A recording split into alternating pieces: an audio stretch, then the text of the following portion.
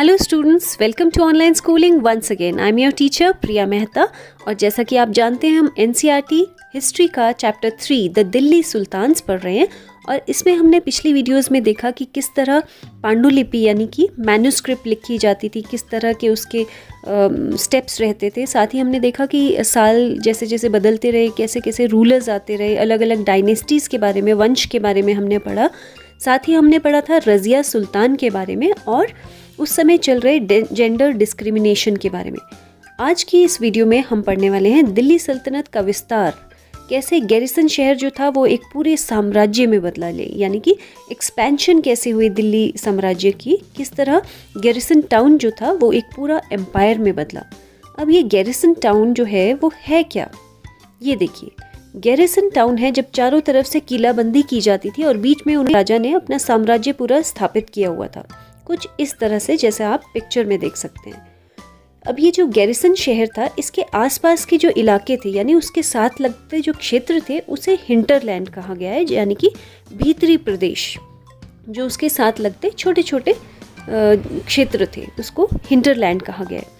अब उस समय क्या था कि दिल्ली सल्तनत जो था उसका पूरा जो फोकस था, वो पूरा जो ध्यान था अपने गैरिसन शहर पर था। उनका पूरा कमांड जो था, नियंत्रण जो था पूरा गैरिसन शहर पे था। और जो भीतरी प्रदेश थे यानी हिंटरलैंड जो था उस पर नियंत्रण उन्होंने लगभग ना के बराबर ही रखा था, ऑलमोस्ट फोकस ही नहीं था, तो इसलिए नियंत्रण भी नहीं रखा उन्होंने। तो उससे क्या हुआ, इस वजह से क्या हो गया कि वहाँ से आसपास के जगह से उन्हें कई चीज़ें ज़रूरत पड़ती थी, लेकिन ज़रूरत पड़ने के बावजूद वो क्या करते थे, या तो उनको बदले में कोई चीज़ देते थे, सामग्री देते थे कोई उनको, या फिर उनके साथ व्यापार करते थे यानी ट्रेड करते थे कि आप हमें ये दे दो, हम बदले में आपको ये देंगे। और अगर ये दोनों से भी काम नहीं चलता था तो वो गलत रास्ता अपनाते थे यानी लूट मार करते। ये जिन्हें आप देख रहे हैं ये है अलाउद्दीन खिलजी, मोहम्मद तुगलक और गयासुद्दीन बलबन।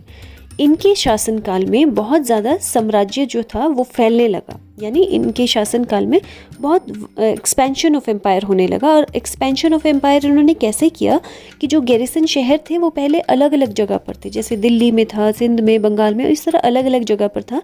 और इनको ये रियलाइज़ हुआ, इनको ये लगा कि हमारा जो नियंत्रण है, कंट्रोल है, वो अलग अलग गैरिसन शहरों पे ढीला होता जा रहा है, यानी हमारा कंट्रोल लूज़ होता जा रहा है। तो इन्होंने क्या किया कि बंगाल और सिंध का जो गैरिसन शहर था इसको तो वो पूरी तरह से नियंत्रण, ऑलमोस्ट उनको लगा कि बहुत ही मुश्किल होता जा रहा है। तो इससे क्या हुआ कि अफ़गानिस्तान की तरफ से, वहाँ से जो मंगोल आ रहे थे, मंगोलों ने इनको थोड़ी थोड़ी बात पर चुनौतियाँ देना शुरू कर दिया झगड़े के लिए, है ना, और विद्रोह का झंडा खड़ा कर दिया वहाँ पर। तो इनको भी लगा कि धीरे धीरे जो है वो सल्तनत बड़ी मुश्किल में आ जाएगी। तो इसके लिए इन्होंने क्या किया, जो भीतरी सीमाएं थी यानी इंटरनल जो फ्रंटियर्स थे, उन्होंने एक अभियान चलाया कि हमारी जो गैरिसन शहर है उसका हम विस्तार करेंगे और बढ़ाएंगे उसको। और कैसे बढ़ाएंगे, उसके लिए उन्होंने गंगा यमुना जो इलाके थे उसके साथ जो पड़ते जंगल थे उनको पूरी तरह से साफ़ कर दिया। अब जंगलों को साफ़ क्यों किया, सो दैट उसके बीच में जैसे दो जो गैरिसन शहर थे, मान लो एक दिल्ली में है, गुजरात में, तो उसके बीच का जो रास्ता था वो, ताकि हमारा रास्ता जो बिल्कुल क्लियर रहे, हमको जल्दी से जल्दी हम उस पर नियंत्रण पा सकें। और वहाँ रह रहे जो शिकारी थे यानी हंटर गैदरर्स थे, चरवाहे थे, उनको पूरी तरह से वहाँ से खदेड़ दिया, निकाल दिया उनको वहाँ से। और जो वो ज़मीन खाली हुई, जो जब उनको निकाल दिया तो ज़मीन जो थी वो उन्होंने किसानों को दे दी। अब किसानों को क्यों दी, ऐसे ही नहीं दे दी उनको किसानों को कि वो बड़े मेहरबान हो गए थे, ऐसा नहीं था। हमने लास्ट वीडियो में क्या पढ़ा था कि जो किंग था वो हमने पढ़ा था न्याय चक्र, यानी कि जो किंग था वो सोल्जर्स पे डिपेंड करता था, है ना, सिपाहियों पर डिपेंड करता था। और सिपाही जो थे उनकी वेतन कहाँ से निकलता था, किसानों, जो किसान लोग जो कर देते थे, है ना। तो किसानों को उन्होंने ज़मीन दी ही इसलिए थी कि वो उस ज़मीन पर अपना कुछ उगाएं और उससे व्यापार बढ़े, और धीरे धीरे कृषि का कार्य जो है वो बढ़ता रहेगा, उन्नति होगी। और जो किसानों से फिर उन्हें कर मिलेगा यानी टैक्स मिलेगा, उससे वो क्या करेंगे, अपने गैरिसन शहर को और बढ़ाएंगे, शहर को और ज़्यादा विस्तार करेंगे शहर का। वहीं क्या हुआ, दूसरा विस्तार सल्तनत के बाहरी सीमा यानी एक्सटर्नल फ्रंटियर्स जो थे वहाँ पर भी उन्होंने विस्तार करना शुरू कर दिया। अब एक्सटर्नल का मतलब क्या हुआ, एक्सटर्नल का मतलब ये नहीं हुआ कि इंडिया के भी बाहर चले गए वो, नहीं। एक्सटर्नल का मतलब गैरिसन शहर के आसपास के जो इलाके थे जो उनके नहीं भी थे, उसको भी उन्होंने धीरे धीरे युद्ध करके अपनी तरफ करना शुरू कर दिया, यानी अपने एम्पायर को और ज़्यादा बढ़ाना शुरू कर दिया। अब उनका क्या था कि दक्षिण भारत की तरफ, जो साउथ इंडिया था, वहाँ पर सैनिकों ने अभियान शुरू किया और इस अभियान में जो मोहम्मद तुगलक थे उन्होंने सबसे ज़्यादा इसमें एक्सपेंशन किया। यानी अभी हम एक चार्ट भी देखेंगे, मैप देखेंगे, जिसमें हम देखेंगे कि जो मोहम्मद बिन तुगलक थे उन्होंने बहुत ज़्यादा अपना विस्तार किया। और विस्तार के साथ साथ ना सिर्फ उन्होंने जगह का विस्तार किया बल्कि हाथी, घोड़े और जो सैनिक थे उनको भी अपने कब्जे में ले लिया। और बहुत मूल्यवान धातुएं थी, जो मेटल्स थे, वो भी अपने कब्जे में ले लिए, so that he should have a rich empire, ताकि वो ज़्यादा से ज़्यादा उनके पास पैसा आ सके। साथ ही साथ क्या था कि उस समय पहले क्या था कि दिल्ली सल्तनत की जो सेनाएं थी वो बहुत कमज़ोर थी, लेकिन मोहम्मद तुगलक के राज्यकाल में उन्होंने इतना ज़्यादा विशाल क्षेत्र अपने कब्ज़े में कर लिया था, इतना एक्सपेंशन ऑफ एम्पायर कर लिया था कि उनकी जो सेनाएं थी वो दूसरों को परास्त कर करके कई शहरों पर उन्होंने अपना कब्ज़ा कर लिया था। और ज़्यादा से ज़्यादा किसानों को ज़मीन देते थे वो, जिससे क्या हुआ, उनके ऊपर जो कर्ज़ उनको वसूल होता था वो बहुत ज़्यादा होने लगा, उनकी जो इनकम थी वो बहुत ज़्यादा होने लगी, जिसकी वजह से उनके सोल्जर्स भी खुश हुए।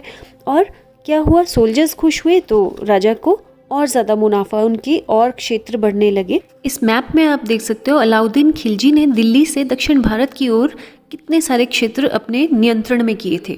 साथ ही साथ इस पिक्चर में, ये जो पिक्चर आपको दिख रही है, ये बनी थी 12वीं सदी के आखिरी दशक में, यानी last decade of 12th century.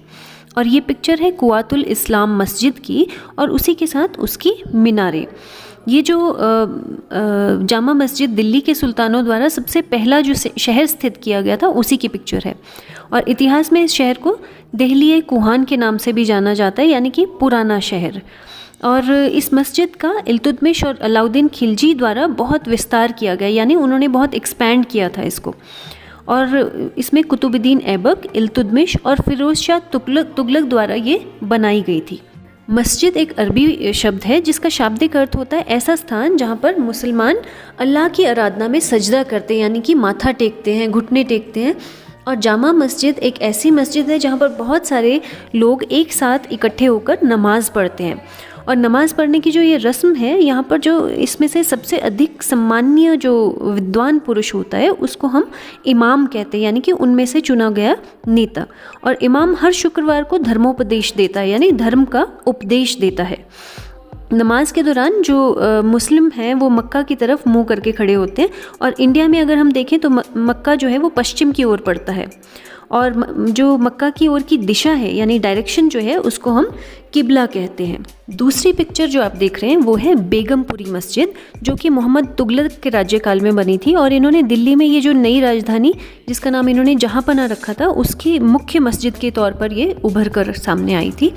Next page पे जो आप पिक्चर देख रहे हैं वो अनेक मस्जिदों की पिक्चर है जो कि दिल्ली सुल्तानों द्वारा बनाई गई है। जो पहली पिक्चर है वो है मोठ की मस्जिद। मोठ की मस्जिद जो है वो सिकंदर लोदी के शासनकाल में बनी थी। और किसने बनाई थी? जो सिकंदर लोदी के जो शासनकाल में मंत्री थे उनके द्वारा ये बनाई गई थी। इसी के साथ जो दूसरी पिक्चर आप देख रहे हैं वो है जमाली कमाली मस्जिद, जो कि 1520 के दशक के आखिरी दिनों में बनी थी, यानी लास्ट डेकेड ऑफ 1520 में ये बनकर तैयार हुई थी। अब इतनी हमने मस्जिदों के बारे में पढ़ा जो सिकंदर लोदी ने बनाई थी और फिरोज शाह तुगलक ने बनाई थी, इल्तुतमिश ने, कुतुबुद्दीन ऐबक ने बनाई थी। इससे एक चीज़ क्लियर होती है कि उस समय जितने भी सुल्तान आए उनका मेन फोकस जो उनका था वो था मस्जिदें बनाने में और ज़्यादा से ज़्यादा इस्लाम को फैलाने में। यानी वो चाहते थे कि जितने भी जनता है वो ज़्यादा से ज़्यादा इस्लाम धर्म को फॉलो करे। और उन्होंने इस्लाम का प्रचार भी किया और साथ ही साथ अनेक मस्जिदें, मीनारें बनाई जिससे इस्लाम धर्म का ज़्यादा से ज़्यादा इंडिया में प्रचार हो सके। तो ये इस वीडियो को हम आज यहीं तक कवर करेंगे। नेक्स्ट वीडियो में नेक्स्ट जो पार्ट है आपके चैप्टर का उसे हम लेंगे। और कल की वीडियो देखना बिल्कुल मत भूलिए क्योंकि कल हम वीडियो का लास्ट पार्ट करने वाले हैं और मंडे को हम इसके एक्सरसाइज क्वेश्चंस करेंगे। So I hope till here everything is very clear to you. और मैं रिक्वेस्ट करूँगी कि साथ ही साथ आप पिछली वीडियोस को भी देखें सो दैट पूरा चैप्टर आप एक ही साथ रिवाइज कर सकें।